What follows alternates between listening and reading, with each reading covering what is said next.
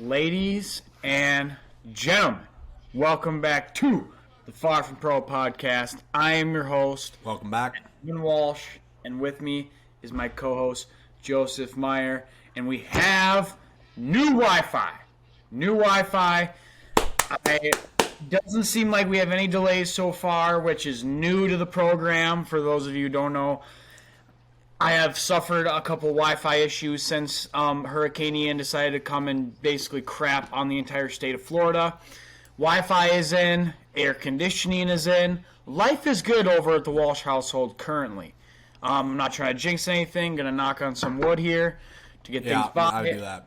Yeah, we got to get by here, Joseph. Otherwise, it was a really rainy, cruddy day here. I did see the Midwest has been hit with some warm weather, Joseph. How is it It's beautiful. in Nebraska?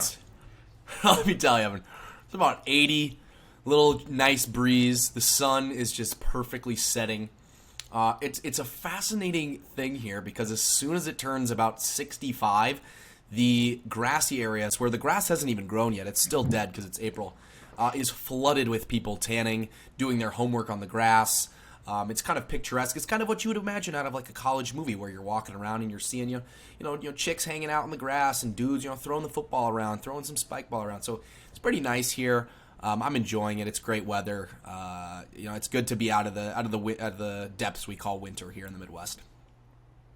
Yeah, this is normally the time of year. See, I grew up in obviously in Minnesota here. It's my first year not being in Minnesota when the springtime comes around. So there's always that one time a year. It's always the first day of the year where it's like this after that long, cruddy winter where it's 80, 70, sunny, beautiful. And it seems like every person in the Midwest has to let you know about it on their Snapchat story in some way, shape, or form, whether it's going for a nice walk, whether it's going for a bike ride, wearing their swimsuit early, whatever it may be.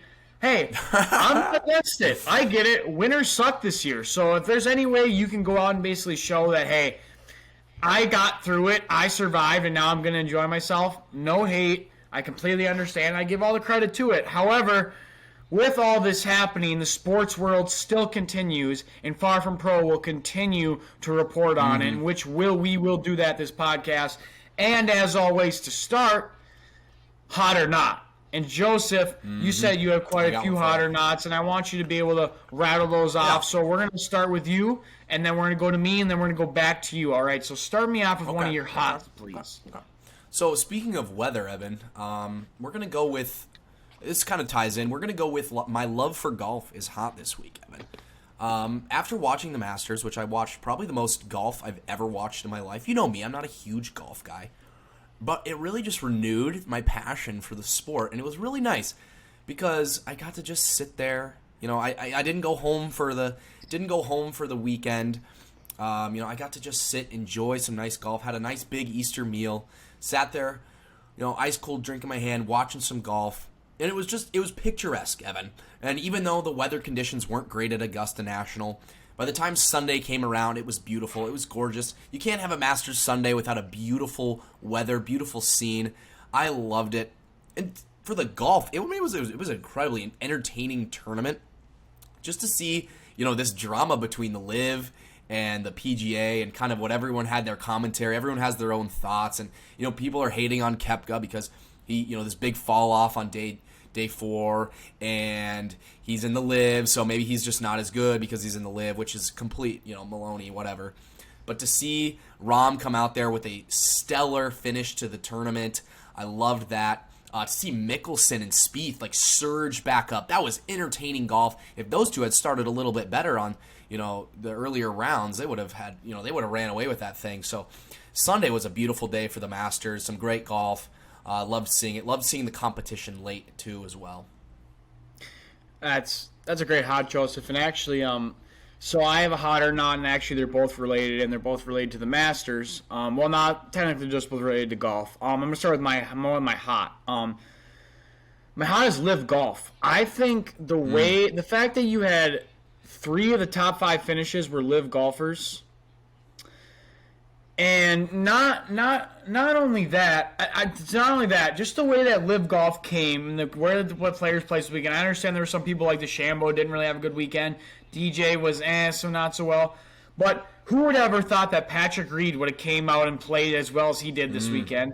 Phil Mickelson shooting 7 under, probably the best round that guy's ever shot. I mean, out of nowhere, finishing in second is absolutely insane. Kept having a great weekend, except towards obviously the last round, the final round, which really obviously took him over.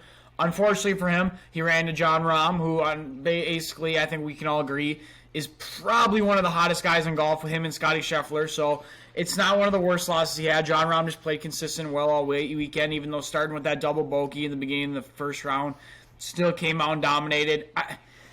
So my hot right now is Live Golf. I think this was a win for Live Golf. For them to have to come in for their first major, for them to come in when they were all playing the Live Golf Tour. Brooks coming off his Live Golf win in Orlando that he had the week before. Played well in the Masters. Other guys who came in and played well. I think this showed that Live Golf guys have better players. Now, I don't think that everyone's all of a sudden going to be like, all right, I'm going to start watching Live because I know they have that good of players now.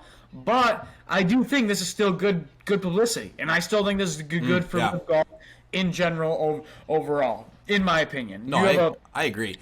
Yeah, no, I totally agree because you talk about like the way that people were talking about like this isn't good for Liv because Koepka fell off at the end, and I'm sitting there going, Liv's got some of their best guys in the top 5 here. I mean, to see what Mickelson did when in Liv you're not playing a day 4 and Mickelson comes out there with that kind of day 4, incredible. So I thought it was great and I just love the commentary of it. As a not huge golf fan, I love these storylines and this kind of drama that's created in golf. It's what they've kind of needed, to be completely honest with you. Every other sport has kind of this drama that you can talk about on sports, sports shows. The golf hasn't always had that because it's more of kind of let's line up and do things the way they're supposed to be done. Now with this whole Live thing, there's drama, there's storylines, there's commentary. I love it. It's great for me as a sports fan and not necessarily a golf fan. I think it's great for the sport. The competition is now going to be even more because there's this extra balance of I don't just want to beat my guys. I want to beat the Live guys, or I want to beat the PGA guys to show out for Live or PGA. So I love it. I think it's spectacular. Yeah, I couldn't agree more because the golf usually stays more to its roots, more to its old school classical ways. Be respectful, respect the game, don't say anything.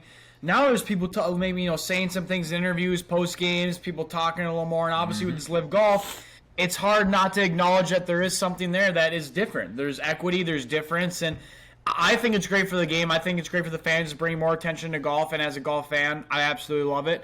And back to golf is unfortunately one of my nots for this week.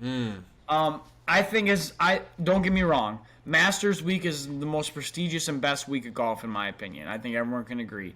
I think it's whether it goes from the Masters app, whether it's the fact that the course still serves their food at literally the same prices they sold it in the 1900s. I mean, these guys, the overall just the greatness and the legends of the Masters is amazing. However, the broadcast system, I don't know how many of you actually watched. I don't know how much of the golf I missed due to the fact that I had to watch a bunch of old men sitting around talking campfire talk. Look, I don't have anything wrong with them talking about golf. They know what they're talking about clearly. Very educated on the game and say the right things. However, we want to watch the Masters. We want to watch them play. We do not want to watch you explain to us how do they play. We do not want to see you sit around the campfire and discuss what you think is going to happen, what you want to happen, when we can see what is happening. The Masters, I get they're very different on their broadcast systems, who they sign with, who they don't, because of their beliefs, how they do different things, money. They turn down a couple $100 million. They lose money each year off TV deals. I understand that. But again, we want to watch the golf. We want to watch the Masters play. We want to watch the players swing the golf club. We do not want to see you talk about it. Next year, please do better broadcasting. Show more golf. Show less talking. And I get there was weather problems. You were trying to make up for it so that people weren't bored. I get it. But seriously, I just want to see the golf. That'd be my only complaint of the Masters. And by the way, if that's my only complaint, they clearly did a very, very good job. Pretty just good. Saying. You're talking about when they were sitting at the desk and having guests on and that kind of thing, more of like a sports desk instead of actually watching the golf. Well, I mean, having the guests on, it's, I mean, they can do it more. That's more like, when they have like Brooks on, it's more like after the rounds and stuff. It's just like when the rounds are going on and there's people currently golfing, whether it's the worst golfers that are out there or the best golfers, we still want to see. We'd rather watch that than watch a bunch of old guys sitting around talking about golf. That's just the facts of it. It's just the truth. That's fair. You know? Yeah. I would agree with you there. It was enjoyable for me. Nice seeing Tiger make the cut at least. I know he had to withdraw. Just kind of a messed up situation for him too, because it's the worst possible outcome for him with the rain and the cold and the delayed times and the short breaks between rounds. Like it was like everything that Tiger Woods needed to go right to actually finish the tournament didn't go right, and so he could barely walk at the end. So I thought that was a little bit. I mean, it's hard. You've got to protect the integrity of the game, so I understand having that pushed all together. But having an hour between rounds, that's kind of ludicrous, especially with the rain, trees falling on people. But overall, good weekend. That's enough golf. Wow, 10 minutes on golf, Evan. Beautiful. It's almost summer. It's springtime. We're feeling it. I'm loving it. I'm so excited to get out on the course this summer. So 10 minutes of golf, that's pretty impressive. But now I want to talk to you about one of my knots, Evan. And I hope that you stayed up over there on the East Coast to watch the Lakers versus Timberwolves game last night. What on earth was that celebration by the Lakers? Like, let's be completely honest here, Evan. Last year, what was the whole story? Patrick Beverley celebrating a playoff win. What a clown. What a dumb guy. He's celebrating a play-in game. It means nothing. It's not even a playoff game. He's just getting to the playoffs. He's celebrating like he won the championship.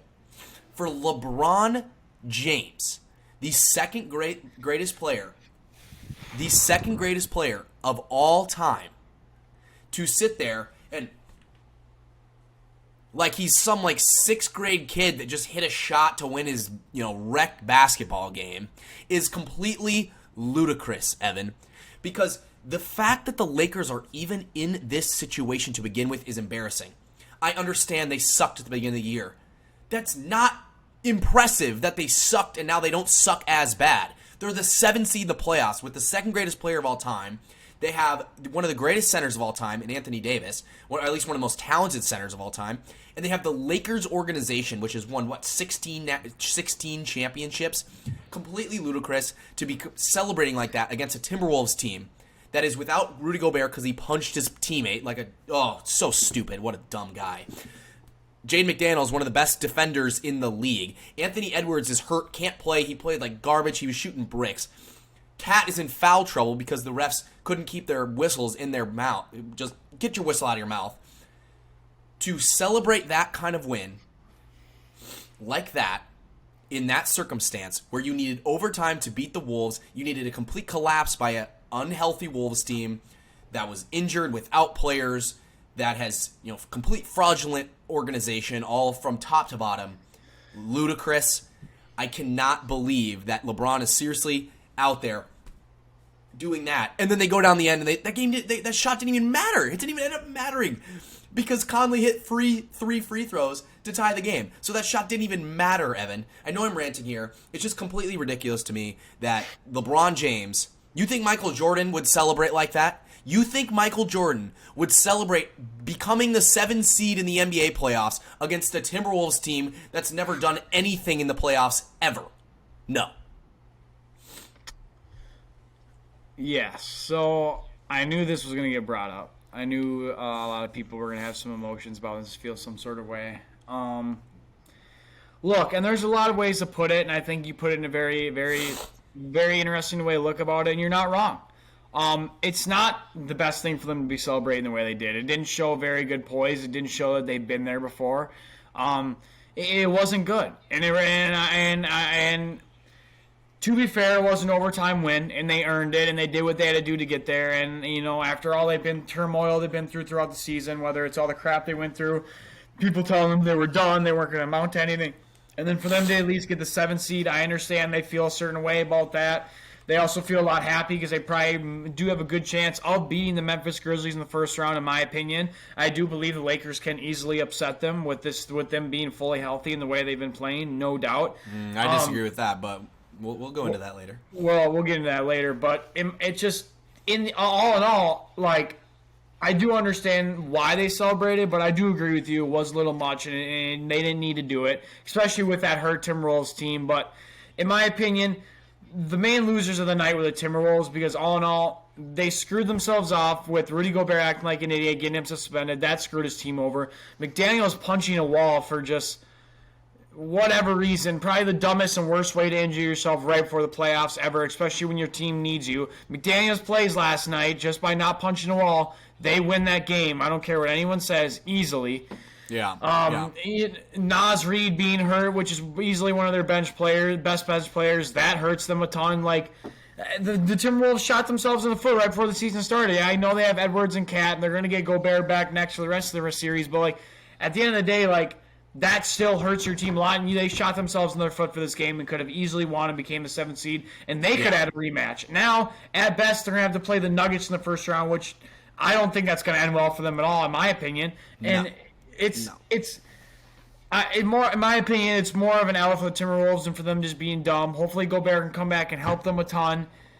And I'm assuming McDaniels and Nas Reed are going to be out for longer than any time that the Timberwolves have a chance to play for the rest of the season. So, unfortunately, this might be the end of the T-Wolves. But, they had some promise this year. They made that big trade. They showed that they're willing to compete and they want to maybe make a run for a championship. I hope this offseason they get to keep some of their same guys and can regroup. But, again, in my opinion, the Timberwolves were the losers last night. Maybe that's just me. Yeah, but. I don't disagree with you. Absolute clown. I mean, it's literally a clown show, Evan. I mean, like punching teammates, punching walls, breaking hands. Anthony Edwards, what happened? Cat's getting in foul trouble. Just a complete clown show. And my point is, the Lakers needed overtime to beat that team. It's pretty. They were down 15 to that team. That's pretty embarrassing, especially given the fact you have their entire old roster on your team. So that's just completely ridiculous, in my opinion. Here's my question to you, Evan. I'm going to say, when the Timberwolves beat either the Pelicans or the Thunder on Friday, and they're in front of their home crowd to clinch the 8th seed, should we have this big celebration? Should we get up, throwing shirts into the audience, and ice in our veins and staring down opposing sections? Because it'll be the same thing. They clinched their spot they already had. This wasn't an upset. The Lakers were 8.5-point favorites. At least the last time I checked. I'm sure it went up by the time the tip off. So what? I just don't get why we can celebrate this win as if they did something. That was the expectation. If I told you preseason that the Lakers were going to beat the Timberwolves in a play-in game to be the 7 seed, you would have said, what a failure of a season. What a disappointment. Yes, the last 18 games have been great for the Lakers. But if the Timberwolves celebrate in that same way, if the roles are reversed, everyone's, Patrick Beverley's a clown. You never won anything. You're celebrating like you won the championship. The Lakers celebrated a lot for a shot that didn't even end up mattering because Anthony Davis doesn't know how to play, doesn't know how to not foul Mike Conley on a 3 that hit the side of the backboard. So I think it was just an ugly game overall. Absolute, just one of the ugliest games I've ever watched from both sides. For Lakers fans today to be flexing on Timberwolves fans like you did something, you didn't do anything. I think they're going to get steamrolled by the Grizzlies. That's just my personal humble opinion. I also think the Nuggets are going to beat the Timberwolves. So I honestly don't think it matters who won that game. I think both of those teams are going to lose the next round. Just kind of embarrassing if you're LeBron, because you don't know when's the last time you make the playoffs, right? Like, he doesn't have that many years left. If this Lakers team is anything like they did for the first 4 months of the season, LeBron might not ever make the playoffs again. Imagine that's your last playoff win and you're celebrating ice in your veins against the Timberwolves at home when you're 9-point favorites. Yeah, I would like to preface, though, that there is a difference between – there was a big difference.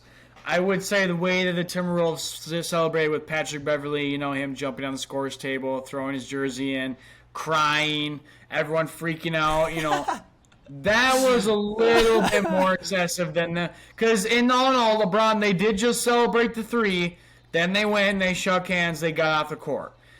Pat Bev, come on. He jumped on the scorer's table, threw his J in. I do get it. Same sort of preface, but I think, we both agree the Timberwolves maybe took it a little overboard. However, as bad as the game was overall, and as hard as it was to watch, I think there was another game last night that really wasn't that much far behind and when we call it disappointment. And I think not only was that a hard basketball game to watch, but I think the Miami Heat have that was a really bad game for the Miami Heat. That was a really hard game to watch.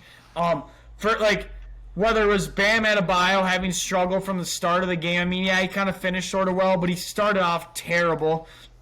Both teams refused to play any sort of defense at all. I mean, they did not try in defense at all. The Atlanta Hawks offense looked great from the beginning to start. I will give them that. I thought the Hawks offense was amazing the whole time. Trae Young was playing awesome. I thought DeJounte played great. I thought they had Nico Okongwu, Jalen Johnson, guys on their team who looked actually really good offensively. But my God, defensively, neither of these teams did well. And then offensively, I didn't think the Miami Heat played very well. I mean, some guys here and there played okay. But overall, the defense of this game was awful. And it showed. And it just came down to who's going to play better offensively. And there goes the Atlanta Hawks taking that away with their offensive talent. And I again, this isn't a good look for the Hawks coming in against the Celtics because the Celtics play defense and offense. So, I mean, if they can't stop the Celtics, good luck trying to outscore them because they have just as many stars, if not more, as you. And then for the Heat, now you have to worry about the Bulls or the Raptors, who are both pretty good teams and can easily beat you if you play like you did last night. And even if you win, you got to run into the Sixers now. So it's to me, it's like you shot yourself in your own foot not by winning that game. I think the Miami Heat versus the Boston Celtics would have been a great first-round series. Not saying the Hawks and Celtics won't be. I'm just saying that I think that he would have given a better series to the Celtics than the Hawks would have. And now, to me, that playing game, it just was a hard game to watch. It was a hard game of play-ins. I hope tonight's playing games are 100 times better. I don't know how they're going to go, but in my opinion, that is embarrassing of the Miami Heat. Does not show good of them. Maybe I'm wrong, but that's how I feel. You know? No, I think you're right. It's kind of, I mean, again, a disappointment.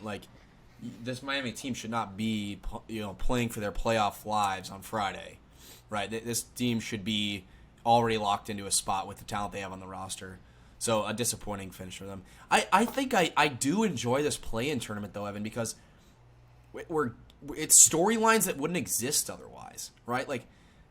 Chances are all these play-in teams are going to get smoked in their playoff rounds, but it adds oh, we did something. So it is cool for the players and the Lakers, even if they lose to the Grizzlies, oh, we did something. We won a play-in game. It was a big moment. It was in front of our home fans. That's something to look back on. When normally that'd be okay, we got to go play the Grizzlies. Good luck, right? So same thing with the Hawks. The Hawks are not beating the Celtics.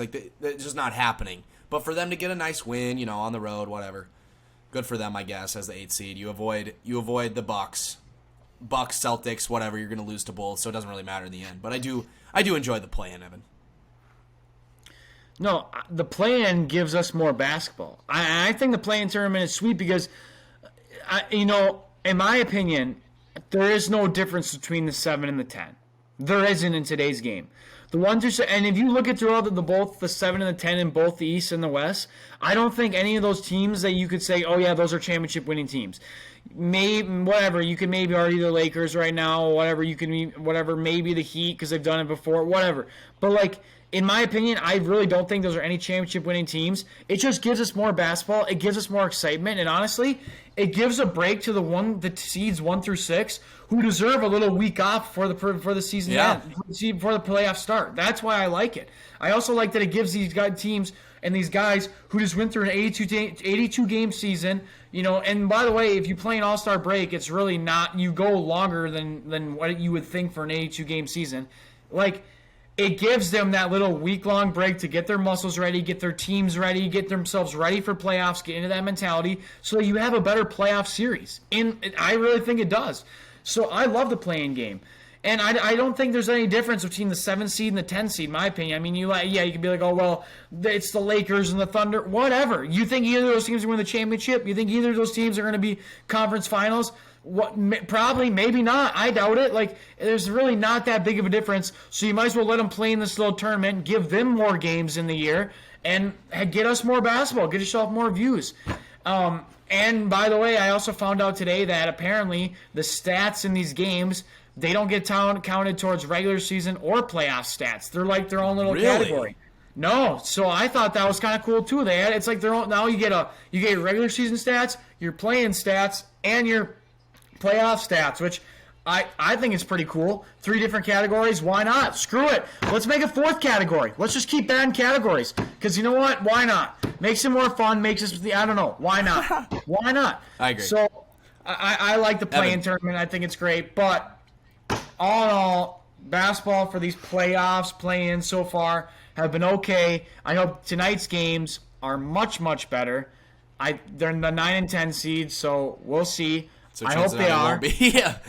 Yeah, probably not. But I hope they do find a way to be better, give us better basketball to watch. Before we move on to another subject, just so we're clear here, Joseph, do you have, I want to know what your finals prediction is right now now that we have the playoffs set. What do you think your playoffs prediction are? Well, technically we don't have the playoffs set, Evan, because you never know who could upset the Nuggets, right? No, absolutely. I'm going... I'm in between on the East. We know who we're going with in the West. Obvious. We got to do it. Even though the Nuggets have been... I'm going to ask you this in a second, but the Nuggets have been discounted the last couple months, and I think it's actually good for them because they're just sliding in at that 1 seed, taking care of business. Wouldn't be surprised if they make it all the way. So obviously going Nuggets in the West. I'm really in between. The Sixers are not going to be able to do it. I've had this, the Sixers have this thing every year where they're going to. I just think it's going to be the Celtics again. I think Nuggets Celtics is the way I'm going to go. I'm not going to officially lock it in until I know who the Bucks are playing, because you never know. The Raptors could beat the Bucks, but I'm going to go Celtics Nuggets. What about you? I'm going to go Nuggets Bucks, but the Celtics would have been my second choice. I just love the Bucks. Okay, so you're going 1 seed's a little boring. I know it is, but I just think that's how much better those two teams are. I think the Bucks are that much better. I think with Giannis, Drew Holiday, and Chris Middleton, and basically everyone healthy on their roster, I don't see anybody else in the East taking them down. That's just my personal opinion. Yeah, it is what it is. But Evan, that's What is, as a Nuggets fan, what is the round they have to make to without being a disappointment? Because I don't necessarily think it's championship. I know they're the 1 seed, but they haven't done it before. They've been to the conference finals. What's the threshold here? Do they need to get to the championship? Do they need to get to the finals? Do they need to get to the? Do they need to win the finals? I think bare minimum, the Nuggets have to get to the Western Conference Finals for their season to not be a failure, in my opinion. Okay. With the way the regular season has gone, with the way Nikola Jokic is playing, the way that Jamal Murray and MPJ have returned and played pretty well this season, MPJ was out for a little bit. The way that this team has performed this year with their starting 5, with KCP playing well this year, Bruce Brown playing awesome, this team has been, and they're getting coached very well by Mike Malone. If this team does not make a run to the Western Conference Finals in this Western Conference, at least, bare minimum. I would even argue that if they didn't get to the finals, yes, if they lost the finals would be one thing, but even if you could argue they don't make it to the finals, this could be a failure of a season for the Nuggets. They've been to the playoffs the past couple years. They were in the Western Conference Finals, fully healthy in the bubble. This team shows that they can do it, and it shows that they can possibly make a run and show they're right there. This is your year, fully healthy. There are no excuses this year. There are none. So if you can't make it this year, there are no excuses for you to make it in other years. Then it's just like, I don't know what to tell you. Then there's nothing. So unless they do it this year, unless they find a way to lose or get upsetted, this would be a legit failure for the Denver Nuggets unless bare minimum they make it to the Western Conference Finals. I'll take you one up a notch. I actually think they need to get the finals unless they match up with the Suns in the conference championship. I don't know if the seeding would work out right depending on who wins where, but I think that's the only team you can be like, okay, that team's just so talented that it's really hard for a team like the Nuggets in a smaller market without KD and Chris Paul and Devin Booker to beat. But any other team that they face outside of the Suns, I think they need to beat. especially with a non-healthy, non-fully loaded Warriors team, depending on how Wiggins comes back. I think the Nuggets will need to get to the NBA Finals. Otherwise, people are going to be saying, look at Jokic. He can do all he wants in the regular season, but he can't come up in the clutch. And even if that's not true, that will be the storyline. So I think in that Nuggets locker room, they're like, we are championship or bust right now, because the storylines, the criticism outside the locker room will be so strong if they don't get there. The Suns would be my second team that I think would make what's your, like, other than after the Nuggets, who do you think is going to make the finals? Yeah, I'm just right with you. I was gonna say the Suns. The Suns are right behind. Like, I think that's the other team that has a chance to really make a run through the West. The Grizzlies, I haven't been too strong, felt too strongly about. Yeah, they're very well played. They're all put together team. They play very well together. They're coached well. They do have a lot of talent, but something about them in the playoffs, I just don't see them making a very far run. They're very young, very inexperienced. Yeah, they had one little round last year, played okay, but in my opinion, like, something about these Grizzlies team this year, I just don't see them making a far run, like, to the finals. Just not this year with everything that went on with the John Morant thing. I just don't see it. I'm not in love with the other teams in the West. I'm not in love with the Warriors. I think the Golden State Warriors are obviously a good team, and they have shown they can dominate. But I'm not absolutely in love with them. I think they can easily be slowed down or stopped earlier. Clippers are definitely a tough team. They're very well rounded, but with Paul George out this first round, it's tough. I mean, you're telling me that he's going to have to go in and they're going to have to go against Phoenix and be able to stop KD, Devin Booker, Chris Paul, and DeAndre Ayton without Paul George? That's tough. That's a hard ask, and I think that's one thing that's going to be tough for the Clippers to get past. So I don't really, besides the Suns, I don't see a team that could be able to slow them down. Kings are too inexperienced, in my opinion. I think it's going to be very, very hard for them. I don't see them coming in and just. I think the Warriors will take out the Kings in the first round, in my opinion. But yeah, it's tough to see the Kings be able to make a run either. So yeah, I got only the Nuggets and the Suns. Yeah, Nuggets. So the Nuggets and Suns would play in the second round. So I think I'm going to go. The Nuggets need to make the finals. I think because that's where they would lose, in my opinion, and they need to win that series. They need to beat the Suns. You can't lose in the second round. You can't lose in the second round as a 1 seed. I'm sorry, it just can't happen. We need to not let that happen. Let's just rattle off here our picks so that we can talk later and kind of tease each other about them, because last year you had some just horrendous picks. I had some horrendous picks as well, I guess, with my Suns championship. But Milwaukee versus whoever you're going to play, it would be Miami. But Milwaukee or the play-in? I'm going to go Milwaukee. I think we should probably lock that one in. Boston, Atlanta? I'm going to go Boston on that one. Yeah, those are pretty easy, Evan. This one's interesting. Cleveland, New York. Evan. Yeah, so I think that's going to be, my opinion, probably the best of the matchups in the first round.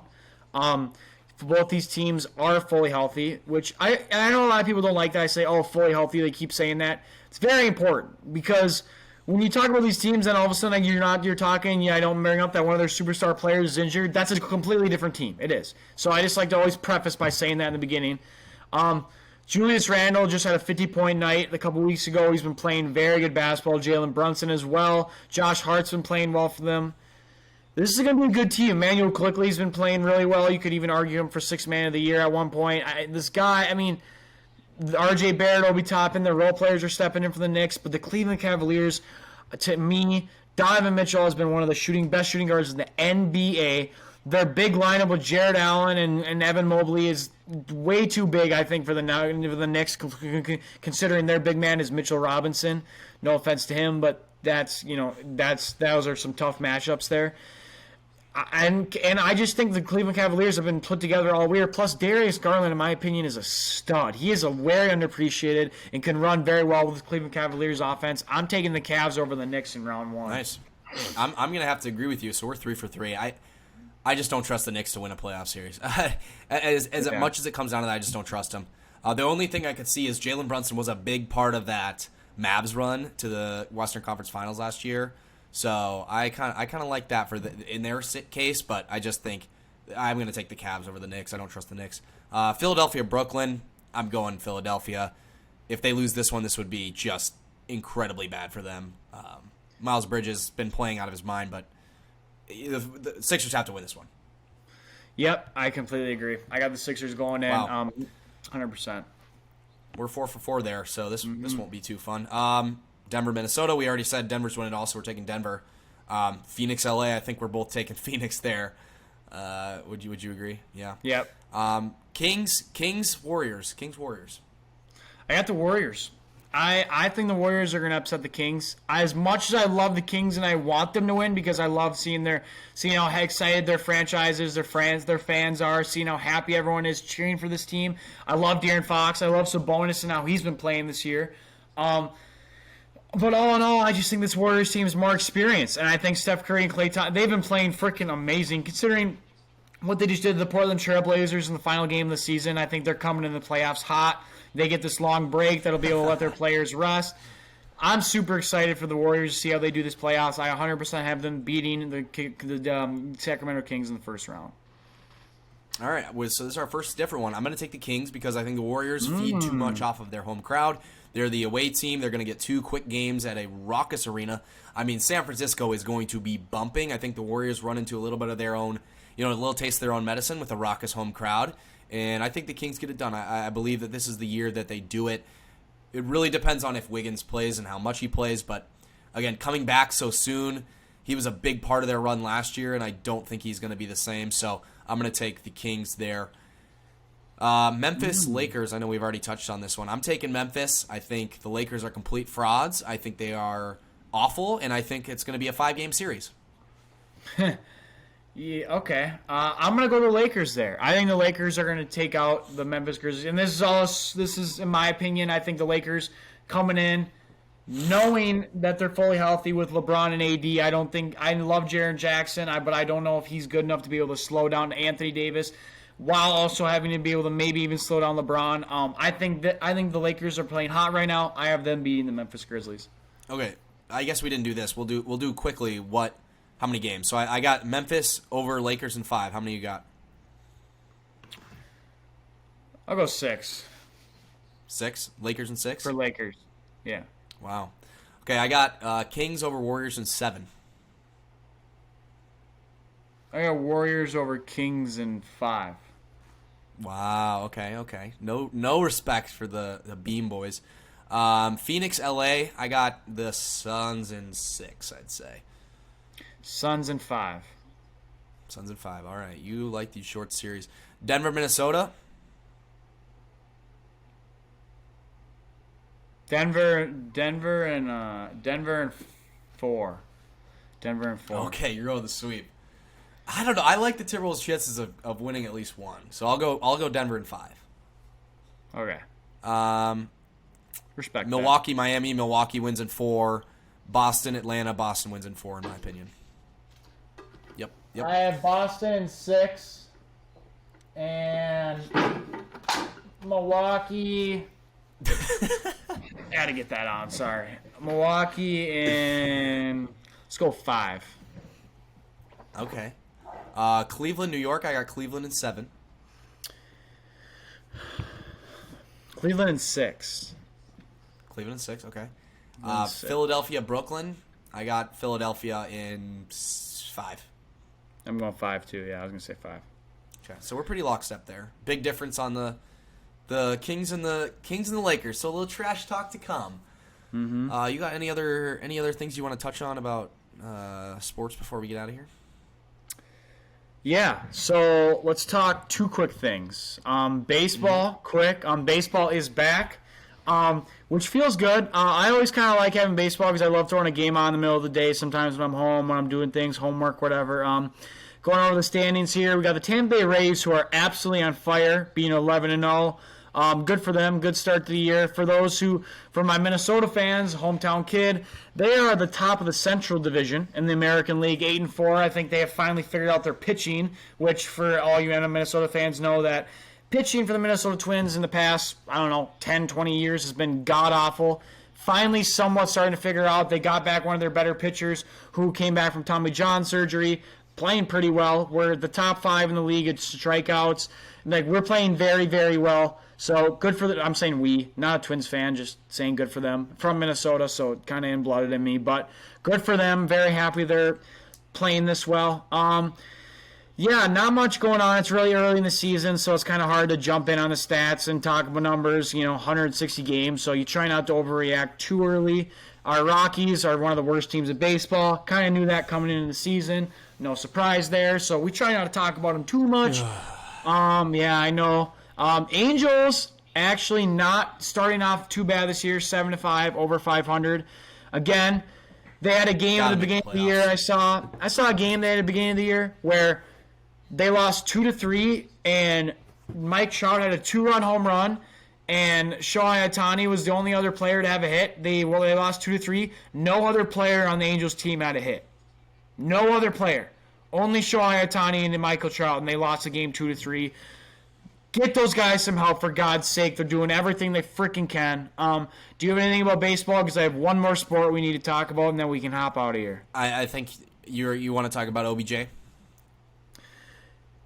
Yeah, actually. Oh, fuck. You know what? I was going to talk.